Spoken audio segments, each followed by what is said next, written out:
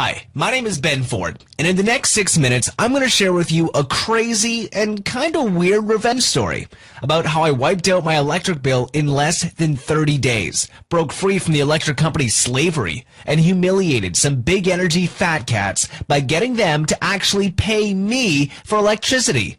You'll also discover how an entire town got their sweet revenge on a greedy electric company that had decided it was okay to raise everyone's bill overnight. Turns out it was a bad decision, and this legal monopoly got a nasty surprise when an angry mob used a secret energy breakthrough against them. But most of all, I'm going to show you how you can use the exact same secret to slash your electric bill by 50%, 75%, or more, and even get paid by the electric company, no matter how criminally high your current bill is. In fact, if the electric bill is driving you to an early grave, and if you're open to finding out more about an unconventional yet super effective way to make your power run slower or even backwards, I promise you that watching this short video is going to be the best thing you do this year. Because by the end of this revealing presentation, which won't be online for long, not only will you know exactly how to save hundreds of dollars on electricity every single month, but you'll also discover how simple, quick, and easy it is to do it, so you can enjoy complete energy freedom in as little as a month. Before I get into the nitty-gritty details, there's something I want to make absolutely clear. It is my opinion that most people who are looking for any how-to advice, including but not limited to my own, get little if any results. I think this is because they don't take action, or if they do, they usually don't keep trying after hitting the inevitable roadblock. But if you want to succeed, you need an open mind, an ability to try things a little different than you're used to. If you're simply buying how-to information and never use it, you're probably wasting your time.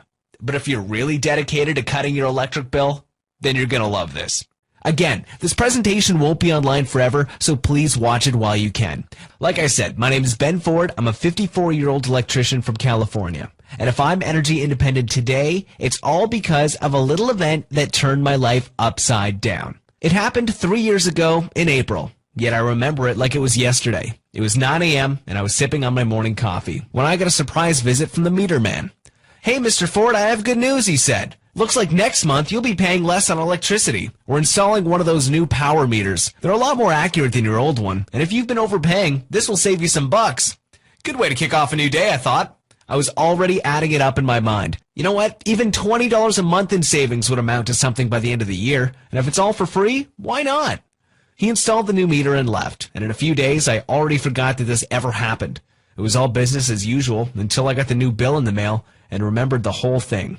I was itching to open it, like a kid on Christmas morning, and I was back to my calculations. Hey, I wonder how much this new meter is going to save me. $10 a month? $20 a month? It would be nice to save an extra $200 by the end of the year, but what if it's more? So I ripped open the envelope and scanned for that month's figure. And then my heart stopped for a fraction of a second. It hit me like a ton of bricks, and I couldn't understand what was going on. I hadn't saved $20, not even $10. Heck, I was staring at the new bill. It occurred to me that the old meter wasn't so bad after all. And as a cold chill was creeping down my spine, the reality of it all sank in. I was now paying $184 more than the last month, almost double my usual bill. And we hadn't changed anything. No new refrigerators, no new AC units, not one extra light bulb. Nothing that would explain even half of this increase. I grabbed the phone and I called the electric company to ask if there hadn't been a mistake. Their reply: "We understand your concern, Mr. Ford, but there's nothing wrong with the new meters. You've probably been underpaying till now. You should be happy." Happy? I was outraged, and I wasn't the only one. Because pretty soon, I found that most of my neighbors had been mugged by the electric company too. Everyone was paying anywhere between $150 and $230 more than they used to. In fact, every single one who had a new meter installed was now paying almost double their original bill. Yet no matter how many inquiries we made to the electric company, no matter how many petitions we signed or how many letters we wrote to our senator, nothing changed. We were angry and bitter, and we felt like we'd been left alone. All of a sudden, my number one wish was for my old bill to come back. I decided to do something about it, even if I didn't want to. So in the next month, I did everything I could to cut down on my electric bill. I changed all the light bulbs with more energy efficient ones. Then I felt like a fool when I realized how much I spent on light bulbs. I started switching off lights and sometimes the air conditioning despite the scorching heat. And pretty soon, my family labeled me the power Nazi. It's all for a good cause, I kept saying to myself after yelling at the kids to turn off the lights. I knew I couldn't let the electric company cut into my savings, and I was willing to pay the price. A month later, I was holding a new bill in my hands. But this time, I was no longer excited, just a bit nervous. This time, I knew the bill would be lower, I just didn't know by how much. And you know what? After getting my family to hate me, after spending a small fortune on new energy-efficient appliances, after going through the hottest, sweatiest month we've ever had, my new bill was just a lousy $23 less than last month's bill. And still about $150 above what I was used to before they installed the new meter. That moment, I realized there was no way I could beat Big Energy at their own game. At least, not the conventional way.